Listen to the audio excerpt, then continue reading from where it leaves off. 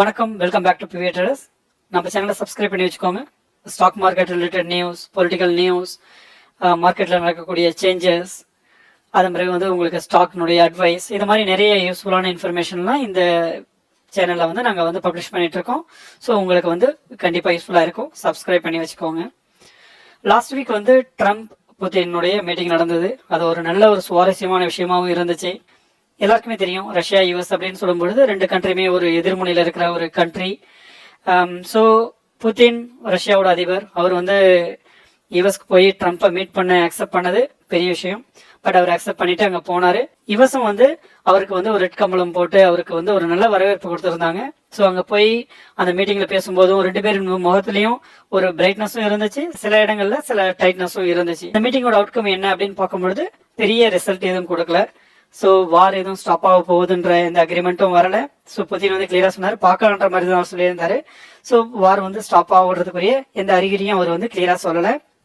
But Putin வந்து யுஎஸ்க்கு போகிறதுக்கு agri பண்ணியிருக்காரு அப்படின்னும் பொழுது அவருக்கும் வந்து அந்த போர்ல இன்ட்ரெஸ்ட் இல்லைன்றத வந்து ஒரு சிம்பாலிக்கா காட்டுது. பட் அவர் போனாரு. ஸோ அது பேச்சுவார்த்தைக்கு ரெடியா இருந்தாரு. ட்ரம்ப் வந்து ஸோ இது வந்து ஜெலன்ஸ்கி, யுக்ரைனுடைய பிரசிடென்ட், அவர்கிட்ட பேசி ஒரு மீட்டிங் அரேஞ்ச் பண்ணி புதினும் உக்ரைனுடைய பிரசிடென்ட் ஜெலன்ஸ்கியும் நேருக்கு நேர் பேசி ஸோ என்ன பிரச்சனையோ அதை சால்வ் பண்றதுக்குரிய வழி என்ன அப்படின்றத பார்க்கணும் அப்படின்றது ட்ரம்ப்புடைய பாயிண்டாக இருந்துச்சு. பட் இது ஒரு நல்ல விஷயம். ஏன்னா ஒரு வாரம் ஸ்டாப் பண்ணணும்னாக்கா பிரச்சனையில உள்ள ரெண்டு பேர் வந்து உட்காந்து அவங்க நேருக்கு நேராக பேசி ஸோ அவங்களுக்குள்ள ஒரு சமரசம் பண்ணும் பொழுது அது ஒரு பாசிட்டிவ் சைடா மாறதுக்குரிய வாய்ப்பு இருக்கு. ஸோ இதில் ஒரு பியூட்டி என்னன்னு பார்த்தீங்கன்னா, ரெண்டு கண்ட்ரி அடிச்சுக்கிறான், உக்ரைனும் ரஷ்யாவும் அடிச்சுக்கிறான். ரஷ்யா வந்து ஒரு வலுவான கண்ட்ரி, உக்ரைன் ஒரு சின்ன கண்ட்ரி. அதுவும் வந்து இதுக்கு முன்னாடி ரஷ்யாவோட இருந்து பீஸா இருந்து அது பிரிஞ்சு போன ஒரு கண்ட்ரி. பட் இருந்தாலும் ரஷ்யா வந்து ரஷ்யாவுடைய அட்டாக் வந்து அவங்களால தாங்கக்கூடிய அளவுக்கு அவங்களுக்கு கெப்பாசிட்டி இல்லை.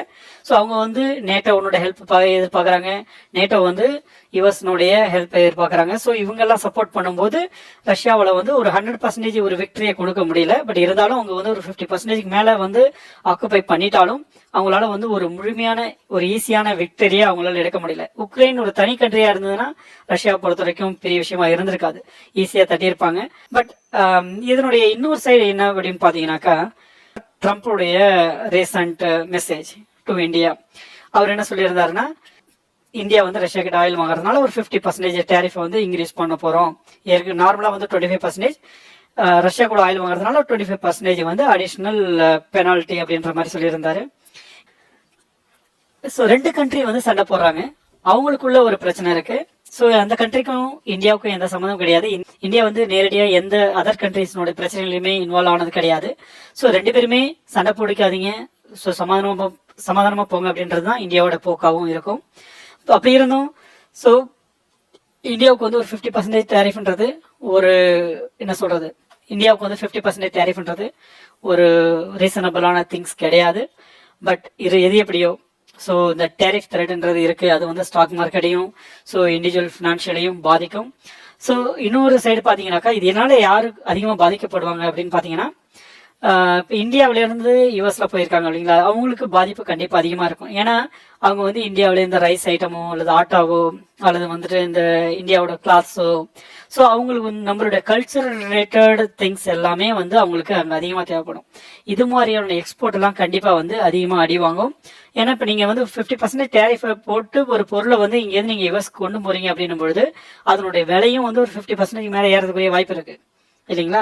ஸோ இப்படி திடீர்னு ஒரு விலைவாசி ஏறும் பொழுது இவங்க கரண்ட் சேலரியில திடீர்னு விலைவாசி மட்டும் ஏறும் அப்படின்னாக்கா ஸோ அவங்களுக்கு வந்து கண்டிப்பா ஒரு பெரிய பாதிப்பு தான், ஃபினான்ஷியலா பெரிய பாதிப்பு தான் வரும். ஸோ இதுல இந்தியன்ஸ் மட்டும் வாங்குறது இல்லை, மேபி பனானா, இது கூட நான் ஒரு ஒன் ஆஃப் த வீடியோவில் பார்த்தேன். ஸோ யூஎஸ்ல வந்து ஆக்சுவலாக அவங்களோட எதிர்பார்ட்டி ஆப்போசிட் பார்ட்டி வந்து பேசும்போது பனானா வந்து இந்தியாவிலேருந்து தான் வருது, ஸோ இதை வந்து அமெரிக்கன்ஸ் வந்து அதிகமாக யூஸ் பண்றாங்க.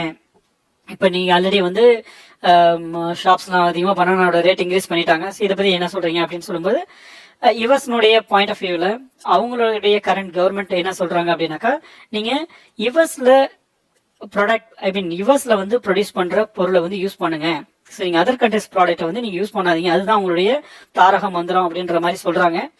பட் இது வந்து ரியலா எந்த அளவு பாசிபிள்ன்றது போக தான் பார்க்கணும். பட் இப்போ இந்தியாவிலிருந்து குறிப்பாக இது வந்து மெயின் பாதிப்பு வந்து இந்தியன்ஸ்க்கு அப்படின்னு சொன்னாலும், பட் இந்தியன்ஸ் ப்ராடக்ட் யூஸ் பண்ணக்கூடிய US peoples and other country peoples over living in யுஎஸ்ல இருக்கிற பீப்புள்ஸ் இந்தியா ப்ராடக்ட்ஸ் யூஸ் பண்ணுறவங்களுக்கு எல்லாருக்குமே இந்த பாதிப்பு வரும். ஏன்னா விலைவாசி ஏறும் பொழுது உங்களுக்கு வந்து அந்த பொருளுடைய ரேட்டும் ஏறதான் போகுது. பொருளோட ரேட் ஏறிச்சுன்னா மக்கள் தான் கொடுத்து வாங்கணும். கவர்மெண்ட் கொடுத்து வாங்க போகிறத விட மக்கள் தான் கொடுத்து வாங்கணும். ஸோ மக்கள் வந்து பாதிப்படைய போகிறதுக்குரிய வாய்ப்புகள் அதிகம்.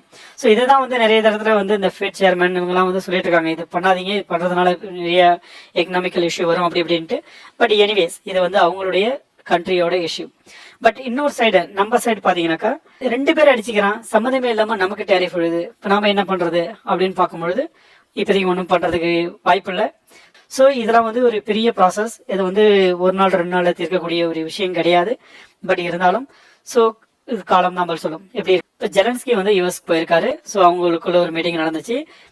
ட்ரம்ப் வந்து புதினுக்கும் கால் அடிச்சிருக்காரு. கால் அடிச்சு இது மாதிரி ஒரு மீட்டிங் வேணும், அடிஷனல் மீட்டிங் ஒன்று ஜெலன்ஸ்கி ப்ளஸ் வந்து யூரோப் லீடர்ஸோட பேசணும் அப்படின்ட்டு. ஜெலன்ஸ்கியோட மீட்டிங்கில் பேசுறதுக்கு ஜெலன்ஸ்கியோட மீட்டிங்ல பேசுறதுக்கு புதின் வந்து அக்செப்ட் பண்ணியிருக்காரு 2 வீக்ஸ்ல. ஸோ ஜெலன்ஸ்கி புதின் மீட்டிங் இருக்கும். அந்த மீட்டிங் உண்மையாலுமே ஒரு எக்ஸ்பெக்ட் பண்ணக்கூடிய ஒரு மீட்டிங்லாம் இருக்கும். புதின் வந்து ஜெலன்ஸ்கியை டைரக்டா மீட் பண்ண தயாரா இருக்காரு அப்படின்னு சொல்லும் பொழுது கண்டிப்பா ஒரு போரை ஸ்டாப் பண்றதுக்குரிய ஐடியாவில் இருக்கிறதுக்குரிய லைட்டா அந்த ஷேடோ தெரியுது. கண்டிப்பா அவர் வந்து யுஎஸ்க்கு வந்ததும் அதுக்குரிய ஷேடோ தான்.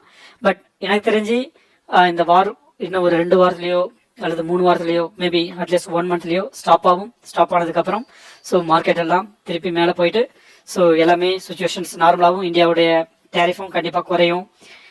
யுஎஸ்னுடைய டேரிஃப் இந்தியாவுக்கான யுஎஸ்னுடைய டேரிஃப் ரேஷியோவும் கண்டிப்பாக குறையுன்ற நம்பிக்கை இருக்கு.